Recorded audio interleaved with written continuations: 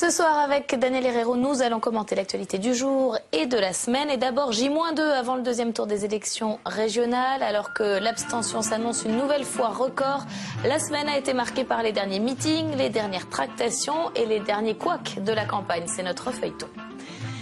José Manuel Barroso appelle les États de l'Union européenne à trouver un plan d'aide à la Grèce. Le président de la Commission européenne n'exclut pas un recours au FMI, mais après la solidarité des 27. Et puis nous reviendrons sur l'immortalité de Simone Veil. L'ancien ministre de la Santé est entré à l'Académie française. Elle est notre femme de la semaine.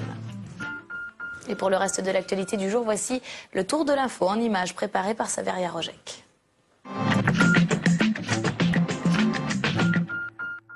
Le feu vert de l'Allemagne à la Grèce, le Fonds monétaire international pourrait se porter au secours d'Athènes. C'est ce que confirme Berlin aujourd'hui. Une solution que rejette toujours Paris et la Banque centrale européenne. Ce soir, José Manuel Barroso exhorte les 27 à se mettre d'accord sur une aide financière. Le ton monte au Proche-Orient. Réuni à Moscou, le quartet exige la fin de la colonisation. L'ONU, les États-Unis, la Russie et l'Union européenne se disent profondément préoccupés de la détérioration de la situation à Gaza. Le quartet exhorte le gouvernement israélien à geler toutes les activités de colonisation, y compris celles destinées à la croissance démographique naturelle, à démanteler tous les avant-postes construits depuis mars 2001 et à s'abstenir de procéder à des démolitions et des expulsions à Jérusalem-Est. Dans la journée, Israël a rejeté l'appel du quartet. Coup de théâtre à Doha, le thon rouge ne sera pas interdit en Méditerranée et dans l'Atlantique Est, sous la pression du Japon, premier consommateur de thon. Les États-Unis et l'Union européenne ont donc reculé. En 20 ans, la capacité de reproduction de ce poisson a été divisée par 4. EADS de nouveau dans la course aux avions ravitailleurs. Le groupe européen a demandé un prolongement de 90 jours de l'appel d'offres, délai que le Pentagone serait prêt à accorder. Le retrait de EADS avait provoqué la colère de Paris et de Berlin. Et j'ajoute qu'on apprend à l'instant un raid israélien sur l'aéroport désaffecté de Gaza qui a fait 3 blessés. Bonsoir Daniel Herrero. Bonsoir. 1m88 pour près de 100 kilos, ancien 3e ligne centre à Toulon. Vous avez été entraîneur du rugby club toulonnais que vous avez emmené jusqu'au titre de champion de France en 1987. Aujourd'hui vous êtes consultant, chroniqueur à Sud Radio et au Journal du Dimanche. Car si vous vous définissez comme un type ovale, vous n'en êtes pas moins un homme de lettres. Vous avez écrit plusieurs ouvrages, notamment Passion ovale ou encore Dictionnaire amoureux du rugby. Alors ensemble, on commente l'actualité et par exemple ce qu'on vient d'apprendre à l'instant, le raid israélien à Gaza sur l'aéroport désaffecté. Il y a eu cette semaine beaucoup d'échauffourées sur l'esplanade des mosquées. Le quartet qui somme Israël d'arrêter la colonisation, Israël qui refuse, ça vous inspire quoi ?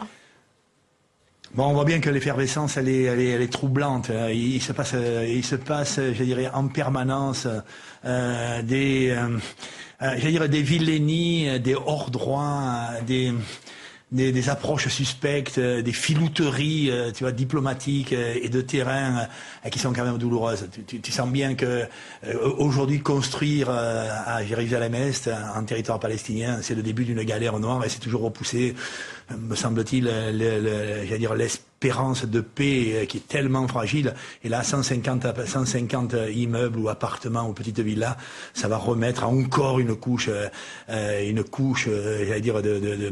difficultés quasiment incommensurable. Honnêtement, ça me paraît douloureux, quoi. Et en plus que, la puissance internationale avec le fameux quartet, elle est quasiment niée, pour pas dire méprisée.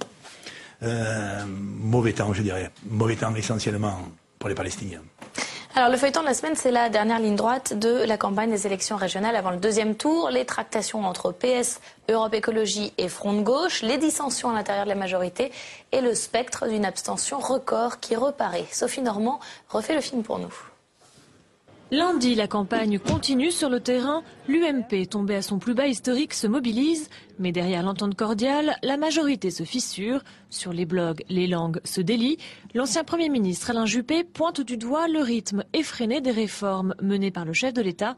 Sa politique d'ouverture est elle aussi pointée du doigt Pourtant, c'est la politique de l'autruche qui prévaut. Malgré l'énorme taux d'abstention constaté, malgré le fait, tout le monde en convient, que c'est d'abord l'électorat de l'UMP qui n'est pas allé voter, eh bien, nous faisons comme si ne s'était rien passé. Présent au second tour dans 12 régions sur 22, le Front National est de retour. C'est en tout cas ce que veut croire Jean-Marie Le Pen. Le Front c'est un fait, est revenu au premier plan de la vie politique française. C'est, comme disait un de mes amis, c'est le Pénix qui renaît de ses cendres, n'est-ce pas? À gauche, l'heure est aux tractations. PS, Europe Écologie et Front de Gauche passent la journée enfermés dans un hôtel parisien.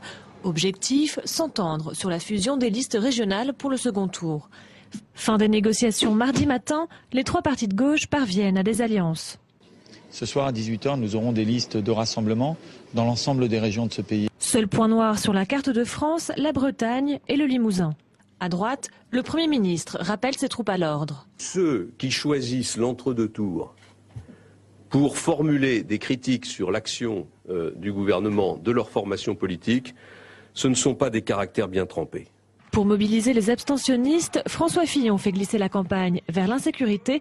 Mercredi, le Premier ministre s'en prend aux voyous qui participent, selon lui, au développement d'une violence barbare. La semaine dernière, à Épernay, des voyous ont violemment caillassé des policiers qui procédaient simplement à un contrôle routier. L'un d'entre eux vient de décéder. Le policier est en fait sorti du coma en début de semaine, un dérapage verbal entraîné par la pêche aux voix du FN et aussitôt exploité par les dirigeantes des partis socialistes, communistes et d'Europe Écologie. Jeudi, elles tiennent toutes les trois un point de presse commun. La dynamique d'union passe de droite à gauche. La première secrétaire du PS en profite pour dénoncer la récupération et l'instrumentalisation du thème sécuritaire en pleine période électorale. J'ai été profondément choquée du discours de M. Fillon hier, au-delà de cette dramatique erreur qu'il a réalisée. Car à quelques jours d'une échéance où nous parlons des régionales, il ne pense qu'à récupérer, après avoir échoué sur l'identité nationale, des actes de violence et des drames à des fins politiques en nous parlant d'insécurité. Un petit air de gauche plurielle plane au-dessus des têtes. La journée se termine par un meeting commun de la gauche au Zénith de Paris. La gauche, c'est un peu la biodiversité. Elle recouvre de multiples réalités et c'est pour ça qu'on l'aime. À droite, mes chers amis, on est beaucoup plus proche de la monoculture intensive. La bataille de 2012 a commencé. Restent les abstentionnistes à convaincre, car près d'un Français sur deux pourrait ne pas voter dimanche. Et justement, pour parler de l'abstention, nous a rejoint sur ce plateau Céline Braconnier. Bonsoir. Bonsoir. Vous êtes maître de conférences en sciences politiques à l'université de Cergy-Pontoise. Vous avez écrit La démocratie de l'abstention. Alors comment l'abstention peut-elle être plus forte encore au second tour qu'au premier, alors qu'on l'avait déjà dit record? Oui, c'est un record historique. C'est pas le premier, c'est important de le souligner. C'est le quatrième. Depuis 2007, à chaque scrutin successif, on a battu le record d'abstention du type de scrutin en question. Donc ça s'inscrit dans une logique, c'est important de le souligner. Il n'y a pas vraiment de raison pour qu'on vote davantage au deuxième tour. Il n'y a pas vraiment de raison non plus pour que le taux d'abstention soit beaucoup plus fort que ce qu'il a été au premier tour. Parce qu'il y a quand même un noyau électoral de votants constants qui recouvre à peu près la moitié des inscrits aujourd'hui et qui est composé d'individus qui sont soit politisés, soit intéressés par la politique, soit portés vers les urnes par le devoir civique et qui s'abstient rarement. Donc on peut encore perdre quelques points, on ne peut pas tellement tomber bien en deçà de 53% d'abstention. En tout cas, ça veut dire que la droite n'a pas réussi son pari de mobiliser les troupes, là, ce qu'elle a essayé de faire pendant l'entre-deux tours. Ah non, mais c'est pas en 2 jours qu'on parvient à mobiliser un électorat qui est désenchanté. Enfin, il ne suffit pas de porter des discours et de faire un petit peu de porte-à-porte pour arriver à mobiliser des gens qui, depuis une vingtaine d'années, ont l'impression que la politique n'est plus capable de changer leur vie. Les gens ont vécu des alternances politiques gauche-droite et n'ont pas eu l'impression que ça changeait grand-chose à leur vie. Donc ils ne voient plus pourquoi ils iraient voter. Et donc, pour les stimuler, pour arriver à les faire voter, il faut une campagne de très haute intensité, ce qui n'a pas du tout été le cas de ces régionales, ni au premier tour, ni au cours de l'entre-deux tours. Une campagne de haute intensité, c'est une campagne qui commence très tôt, qui est diffusée sur des supports de grande écoute, qui donc arrive à toucher les jeunes, par exemple. Parce que oui, c'est qui les abstentionnistes? Les abstentionnistes, ce sont d'abord... Est-ce qu'il y a un profil type?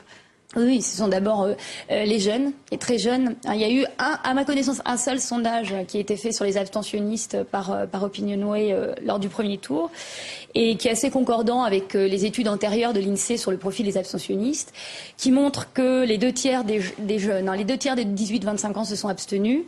Par exemple, alors qu'un tiers des plus de 65 ans se sont abstenus. Dès lors que l'abstention augmente au niveau national, il y a une surreprésentation des personnes âgées dans le corps électoral, et ça a sans doute été le cas lors de ces régionales. Et puis, il y a les catégories, évidemment, les moins portées à se rendre aux urnes, qui sont les catégories les plus affectées par la crise économique, les moins diplômés, les plus touchés par le chômage. Et ça, c'est l'électorat de gauche ? C'est un électorat qui est plutôt porté à gauche. Oui, quand on regarde les résultats de l'abstention, la géographie de l'abstention, on s'aperçoit que les quartiers dans lesquels on s'est le plus abstenu, c'est-à-dire avec des taux de 70 à 80% d'abstention lors du premier tour, ce sont les quartiers qui avaient donné 70 à 80% des voix en faveur de Ségolène Royal lors des présidentielles. Et ces chiffres-là, ils sont liés à l'abstention très très forte des jeunes qui sont très présents dans ces quartiers. Alors pourquoi on dit que c'est l'électorat de Nicolas Sarkozy, en tout cas de l'UMP, qui n'est pas allé voter dimanche dernier? Non, mais il y a eu une démobilisation de l'électorat Sarkozy, en tout cas de l'électorat populaire de Nicolas Sarkozy, mais qui pèse sans doute moins lourd dans le global de l'abstention par rapport aux jeunes, par rapport à ceux qui s'étaient mobilisés en 2007 et qui n'est pas un électorat favorable à la droite. Donc structurellement, l'abstention à ce niveau-là défavorise plutôt la gauche. Daniel Hérault, vous avez écrit en 97, je crois, Petite histoire racontée à un jeune du Front National. Aujourd'hui, vous avez envie de dire quoi aux jeunes qui ne vont pas voter? Est-ce que vous votez, vous? Oui, bien sûr, oui, bien sûr. Et même pour ces régionales pour lesquelles j'avais moi une grosse, je dirais presque affection, une reconsidération de ce qu'était la région. Maintenant, il me semble que il est quand même difficile sur cette terre de France de trouver un vrai sens à la région. Tu vois, culturellement, on voit bien que c'est presque un artifice, je veux dire, administratif, politique, de sociopolitique presque ordinaire, mais on n'en comprend pas vraiment bien le sens. Ça me semblait moi être quelque chose de susceptible comme ça de générer cette espèce de distance comme ça, notamment des jeunes. Alors là, on confirme que ça se remobilise un petit peu, mais qu'on n'arrive quand même pas à accrocher. On comprend bien que c'est pas autour de la région que le débat se porte, c'est sans doute probablement autour du grand boss qui aujourd'hui, génère soit de l'affection, soit franchement une grosse répulsion. Et j'aurais pas envie de dire aux jeunes qui me semblent être plutôt dans la dynamique de la répulsion, d'après ce que je crois comprendre, tu vois, soit dans l'abstention, on s'en fout, ça ne nous concerne pas, ça ne nous touche pas, ça n'a plus de sens pour nous. J'ai quand même envie de dire, garçon, si tu n'es pas acteur du monde, si tu ne rentres pas dans l'action, tu vois, par le vote, eh ben tu seras quelqu'un qui sera fatalement, je dirais, un jour, qui subira le monde, quoi. Tu vois, et la remontée, du Front National, comme on a vu au premier tour, Jean-Marie Le Pen à 20% oui, surtout en PACA. Provence, chez moi, ouais. Ça vous inspire quoi? Ça m'inspire blessure, mal-être. Tu vois comment encore aujourd'hui, tu vois, dans la mouvance des choses, quand même, tu vois, on arrive à retrouver une telle, je sais pas dire un tel fiel, mais une telle comme ça sentiment de mal-être pour arriver à souhaiter que sur la terre de France on soit encore dans le cloisonnement, je dirais dans un nationalisme régressif, dans une entité fermée, bloquée comme ça, dans ce que je crois être porteur de mal-être pour l'humain, quoi. Que en Provence, cette terre comme ça très très métissée, en PACA, quand on arrive à 20%, honnêtement, j'avoue de l'inquiétude et je dirais même mieux de la colère. Ouais. Alors du coup, Céline Braconi, qu'est-ce qu'il faut faire face à cette abstention? Le vote obligatoire, c'est une bonne idée? Dès lors qu'il est sanctionné, réellement, il aboutit en tout cas le vote obligatoire à une participation très élevée dans les pays qu'il met en œuvre. Ça rendra pas pour autant le vote attractif en tout cas. Comment? Ça rendra pas pour autant le vote attractif. Non, mais ça... Disons que on s'aperçoit quand même, il y a eu les présidentielles de 2007 qui montrent que même cet électorat désenchanté, si on parvient à le mobiliser avec une campagne de très haute intensité qui commence très tôt, notamment avant la date de clôture des listes électorales, c'est très important. Si les personnalités qui s'opposent sont polarisantes, il y a un ensemble de facteurs qui peuvent mener à une plus grande mobilisation, y compris des personnes qui sont les moins portées à s'intéresser à la politique. Mais il faut des dispositifs de mobilisation très très puissants, de forte intensité, ce qui n'a pas été le cas lors des régionales. Merci beaucoup Céline Braconnier. Je rappelle votre livre, La démocratie de l'abstention. Et la campagne, ce sera peut-être un moyen de mobiliser les jeunes. En tout cas, se passe aussi beaucoup sur Internet. C'est ce qu'on va voir avec la chronique de Caroline Deschamps. Difficile fin de campagne. Tous les partis en prennent pour leur grade sur la toile. À commencer par Frédéric Lefebvre qui se fait brocarder sur Twitter. Sur son profil, le porte-parole de l'UMP lance un avertissement. Attention, voter Front National dimanche, c'est donner sa voix au Parti Socialiste. Un tweet aussitôt tourné en dérision par les aficionados du réseau. Exemple, voter socialiste, c'est prendre le risque qu'Enrico Macias fasse un infarctus. Beau joueur, Lefebvre a répondu « Merci à tous pour la ferveur populaire avec laquelle vous avez accueilli mes tweets ». Alors que les mauvais résultats de l'UMP déclenchent la grogne de certains élus de la majorité sur leur blog, qui dénoncent le déni de réalité du gouvernement, sur le net, l'attitude de Nicolas Sarkozy donne des idées aux blogueurs, comme Ben Chiesta qui propose une parodie. Le président, comme le capitaine du Titanic, refuse de voir l'iceberg qui va faire couler le paquebot. Siamo pronti a calare le scialuppe, signore. Non sarà meglio far salire prima le donne e i bambini nelle scialuppe, signore? Sì. Signore?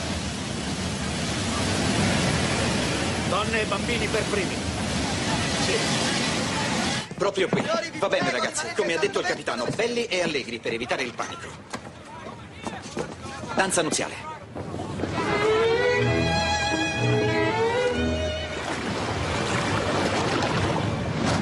Quand le modem fait pchit, certains cadres quittent le navire, d'autres poussent un gros coup de gueule, comme Alain Dolium. Le candidat d'Île-de-France, qui n'a réuni que 4% des voix, s'en prend aux médias.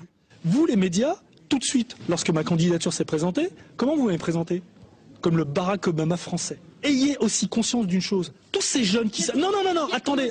Quand vous aurez enfin compris ça, les médias, et que vous ne ferez pas de vos choux gras une candidature qui serait soi-disant atypique parce que c'est un homme de couleur, là, on aura déjà fait un grand pas dans la démocratie de notre pays.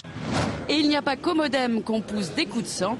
La campagne tape également sur les nerfs de Pierre de Saint-Ignon, tête de liste PS dans le Nord, qui n'est pas content, mais alors pas content du tout, de se retrouver devant une salve. Regarde, mais mon Dieu, on est à 2 jours d'une élection, il n'y a pas un jeune pour l'emploi des jeunes dans le quartier où il y a le plus de chômeurs, mon Dieu, on ne va pas se dire que ça marche quand même. Enfin, il ne faut pas se raconter d'histoires entre nous. Alors tu dis, tu t'en fous, et tu le dis, mais on ne va pas se raconter des histoires entre nous. Hein, parce que moi, j'ai trimé comme un malade depuis 2 mois, nuit et jour, 7 jours sur 7 pour faire la campagne. C'est le seul endroit où c'est. J'étais à Terre avant-hier soir. Dave, tu sais où c'est? C'est à 1h30 de Lille, au fin fond du Pas-de-Calais. Il y avait 50 jeunes pour débattre. On est à l'île Sud, il n'y a pas un mec. Et ça marche? Sacré coup de gueule. Ça peut marcher, le web, pour remobiliser les électeurs? Sans aucun doute. On sent bien que cette nouvelle façon d'être au monde et de communiquer aujourd'hui sur la planète, elle sensibilise quand même beaucoup d'humains, et prioritairement les tranches jeunes. Et on sent bien aussi que c'est autour des tranches jeunes qu'il y a aujourd'hui la plus grande désaffection, presque le plus grand mépris des choses, j'allais dire, de la loi, de la vie sociale, de la vie notamment électorale, de l'élection des hommes qui nous représentent ou des humains qui nous représentent. Et donc, je suis évidemment de ceux qui pensent que cet outil-là est un outil majeur. Pour l'instant, quand même, en matière de vote, notamment chez nous et chez les jeunes, ça n'a pas beaucoup marché. Alors, Angela Merkel, Yann Laurence et Simone Veil, ce sont nos personnalités de la semaine. Voici pourquoi, avec Simon Barbary.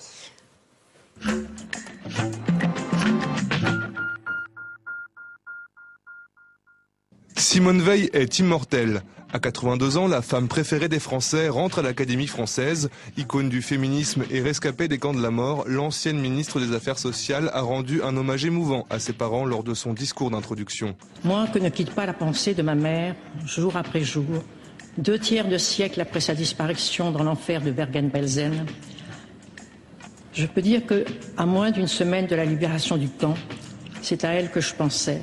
C'est aussi à mon père, déporté lui aussi, et qui a disparu dans les pays baltes, qui m'accompagne.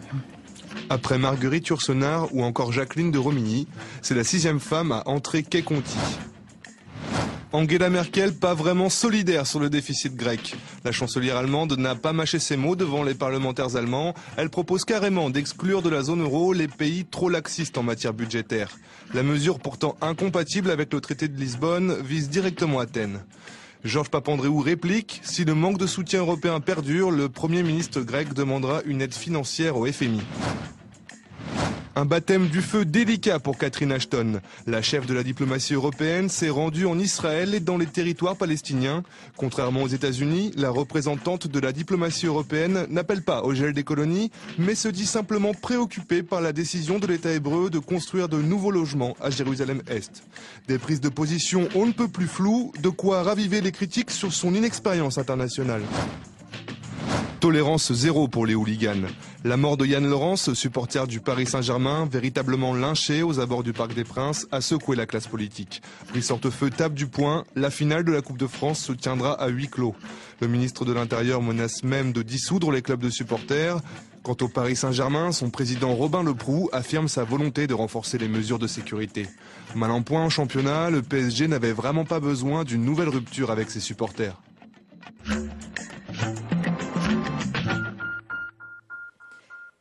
Bonsoir Olivier de Lagarde. Bonsoir Caroline. Alors Simone Veil est immortelle. Simone Veil, oui, en ami-vert, après la poussée d'Europe Écologie, reconnaissait que c'est avoir le sens de la couleur du moment. Mais pour la droite, cette entrée de Simone Veil, ce fut surtout la seule bonne nouvelle de la semaine. Une immortelle qui leur a permis d'oublier la gaffe de François Fillon dans le même temps, qui, lui, enterrait des policiers toujours vivants. Un vrai moment de fraîcheur donc pour l'UMP. Et d'ailleurs, il y avait foule pour l'accueillir sous la coupole. Même Nicolas Sarkozy est venu, alors qu'au départ, il avait dit qu'il n'irait pas. Mais que voulez-vous, il a oublié ses critiques acerbes sur le Conseil constitutionnel exclusivement masculin. Et puis en ces temps où les sondeurs vous promettent une déculottée de l'année, il s'est dit que ce n'était pas forcément idiot de se présenter aux côtés de la personnalité préférée des Français. Bref, on a tous en nous quelque chose de Simone Veil. C'était un petit peu la ritournelle entonnée par tous les leaders de la droite hier, et chacun de vanter son courage et son parcours exemplaire. Seul Jean d'Ormesson, avec son œil toujours pétillant, a osé remarquer qu'elle n'a pas un caractère facile. Demandez effectivement à François Fillon, avec qui elle est brouillée depuis 20 ans, de vous en parler. Mais faisons fi de ces querelles du passé. Simone Veil est désormais à sa place dans le fauteuil de Jean Racine, un poste d'observation privilégié pour contempler les tragédies électorales des autres. Merci Olivier. Alors Daniel Herrero, on a également mis dans les personnalités de la semaine Yann Laurence, supporter qui a été tué à l'occasion d'un match. Comment on lutte contre la violence dans les stades et pourquoi ça arrive au foot et pas au rugby? Ah ouais, ça fait beaucoup de choses. Hein, là, d'abord, c'est quand même une douleur incommensurable, franchement. Hein. Franchement, dans la périphérie de l'événement sportif, tu vois, des gens qui vont pour encourager, pour supporter, pour donner joie et chaleur, pour peut-être contribuer à libérer le talent des joueurs, enfin, tu vois, et qui s'en vont habillés en costume propre et qui rentrent les 4 pieds en avant vers une morgue. Pour moi, c'est une douleur incommensurable. C'est une offense aujourd'hui, hein, honnêtement, je veux dire presque à notre société, hein, honnêtement, et à l'événement sportif en particulier. Pour lutter contre ça, franchement, là, on sent bien que, tu vois, c'est tellement connecté avec les réalités sociales, avec le monde de notre société, avec le fait du superficiel et de l'éphémère, avec l'image comme la seule quête, avec le spectacle comme une loi absolue, avec, je ne sais pas, une espèce de déconsidération de la personne humaine. Pour moi, alors là, on envisage évidemment soit les mécanismes d'éducation, mais là, ça marche pas bien. L'éducation, c'est quoi? Il faut recommencer de A à zéro, leur faire la morale, les mener. Après, tu as les mécanismes de répression. Le huis clos, c'est une hypothèse. On sent bien que c'est ça aussi. Tu vois, ça donne une considération à la sanction, mais quand même. Et après, j'allais dire que le barbare, honnêtement, et je ne sais pas comment l'envisager autrement, que le barbare, que celui qui considère que l'aventure sportive peut mériter la mort, avec celui-là, on le met au frigo. Et sérieusement, je crois aussi après qu'il faut reprendre peut-être, j'allais dire à l'échelle éducative, ce qu'est aujourd'hui le sport sur la planète, simplement un petit espace de bonheur pour les humains. Juste pour finir aussi, quand une tribune chante, les joueurs sont joyeux. Tu vois, c'est peut-être la différence avec l'aventure du rugby. Quand une tribune est joyeuse, tu vois, le joueur flamboie. Quand une tribune vomit du fiel, le joueur peut aussi devenir stupide. Alors, je voudrais qu'on dise un mot aussi de ce qui va se passer la semaine prochaine. Mercredi sera proposé en conférence des présidents au Sénat la création d'une mission d'information sur la tempête Xynthia qui a fait 53 morts en Vendée et en Charente-Maritime. Et pour en parler, nous sommes en ligne par téléphone avec Bruno Retailleau. Bonsoir. Bonsoir. Vous êtes sénateur non inscrit de la Vendée. Les députés Verts, eux, ont demandé une commission d'enquête parlementaire. C'est quoi la différence avec la mission d'information ? La différence, elle est assez simple. J'avais suggéré aussi à Gérard Larcher de créer soit une commission d'enquête, soit une mission d'information. Le problème, c'est que la commission d'enquête, elle n'est pas efficace dans la mesure où dès qu'il y a une instruction judiciaire, cela bloque le travail. Parce qu'il y a une séparation des pouvoirs entre le législatif et le judiciaire. Et en clair, dès que la justice est saisie d'un problème, on ne peut pas faire une commission d'enquête. En revanche, la mission d'information, elle, peut travailler. C'est la raison pour laquelle Gérard Larcher nous a proposé de constituer donc cette mission d'information qui sera proposée en conférence des présidents dès mercredi prochain.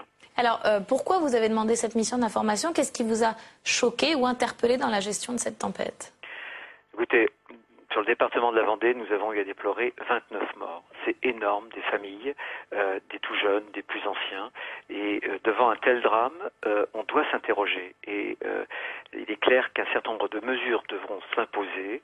On devra sans doute changer un certain nombre de lois, de règles, pour que ce drame-là puisse ne pas se reproduire. Et je crois qu'il y a 4 sujets principaux que cette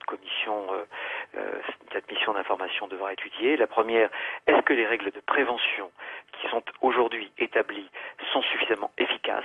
Ça, c'est le premier point. Deuxième point, il y a des maisons qu'il va falloir détruire.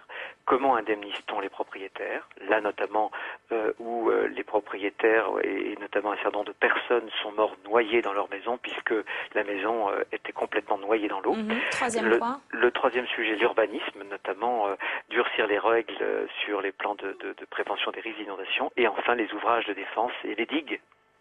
Alors, d'accord. Merci beaucoup. Un rapport d'étape est donc prévu mi-mai et rapport définitif à l'été. Merci Bruno Retailleau d'avoir été en ligne en direct avec nous. Il nous reste quelques secondes. Je voudrais qu'on dise un mot du match de demain, un match de rugby France-Angleterre au Stade de France. En cas de victoire, le 15 de France peut remporter le tournoi de destination et réaliser le 9e Grand Chelem de son histoire. Alors, est-ce que vous y croyez ?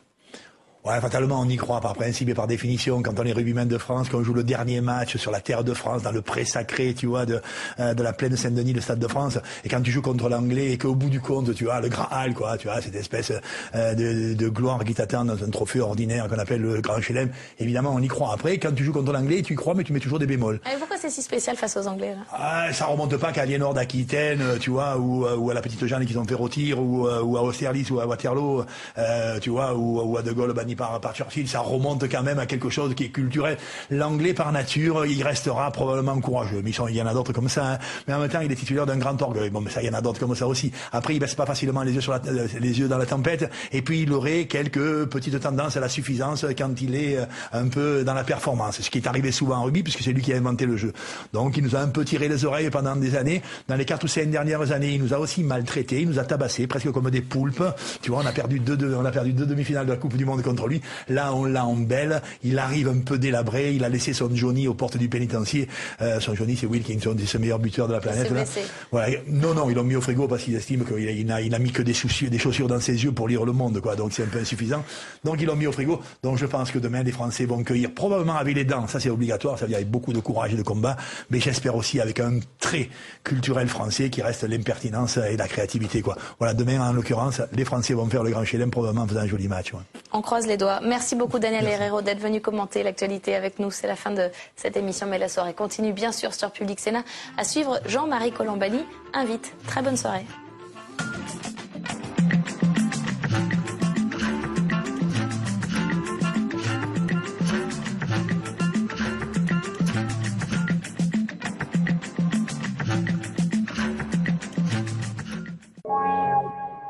Peut-on manger des fraises en hiver? Béatrice Limar est allée à Huelva, au sud de l'Espagne, où se pratique la culture intensive de la fraise d'hiver.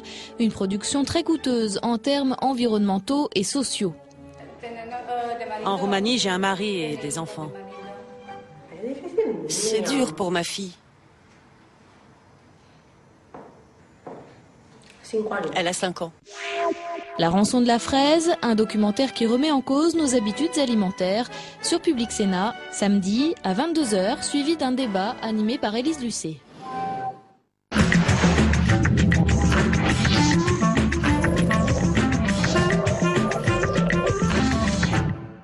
Bonjour, j'ai invité cette semaine Philippe Kourilski, professeur au Collège de France, qui vient d'écrire « Le temps de l'altruisme ».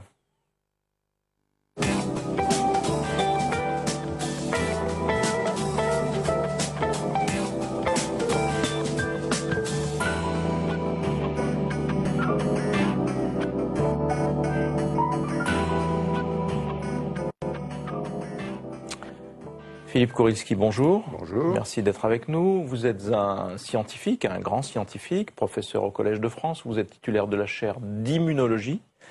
Vous avez été aussi directeur de l'Institut Pasteur. Vous avez navigué un petit peu partout sur la planète. Et vous écrivez un livre aujourd'hui qui est original, qui s'appelle « Le temps de l'altruisme » chez Odile Jacob, qui est préfacé par Amartya Sen. Amartya Sen est plutôt connu comme économiste. Et dans le temps de l'altruisme, on verra qu'il y a aussi une démarche qui est malgré tout un peu philosophique. Donc vous allez nous expliquer votre démarche, mais auparavant, je vais évidemment saisir l'occasion de votre présence pour balayer un champ un petit peu plus large, évidemment, à la fois sur l'état de la recherche en France, l'état de la science, les leçons que vous tirez vous-même de votre parcours, notamment hors des frontières, et puis nous en viendrons bien sûr au sujet de votre livre. Peut-être on va rappeler brièvement d'abord votre parcours, parce que d'abord il est original, et puis il marque un parcours alors totalement dédié à la science. Votre science de base, c'est l'immunologie. Absolument. Mais je suis sorti de l'école polytechnique, ce qui à l'époque était... faire de la biologie n'était pas trop fréquent. J'ai fait ensuite de la biologie dite moléculaire. Oui. J'ai ensuite participé au très grand mouvement de la génétique moléculaire. Et puis un beau jour, je me suis spécialisé, entre guillemets, dans l'immunologie, qui est une discipline elle-même très vaste et très complexe.